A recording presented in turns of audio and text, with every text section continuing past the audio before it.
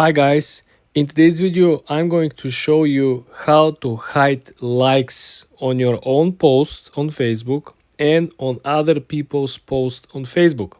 Very simple, brand new feature, let's dive in. First thing, you want to launch the Facebook app. Then you want to go to your own profile. When you're on your own profile, you want to head to the top right corner where you see the gear icon, and then you want to go on settings and privacy. This brand new feature is located into the preference tab. Here you will find a brand new section that is called reaction preferences. You want to click on reaction preferences, and here you will have this brand new two options. First option is if you want to hide the likes of other people's posts. If I click this on, now when you see a post from friends, you're not going to see how many likes. You're not going to see potential reactions. Somebody love it, somebody hate it. You know how these new features of reactions actually work. If you read deeply, the explanation from Facebook is that you won't see the total number of reactions. In other words, likes, dislikes, love emojis on other people's newsfeed, pages and groups. You still will see reaction counts for posts in other places like Marketplace or for content like Reels.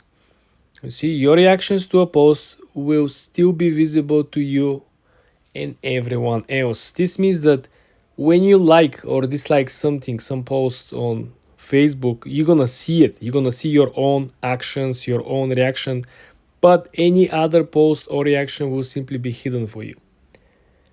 The second option over here is that you can hide your own reactions as well on your own post. Look at this.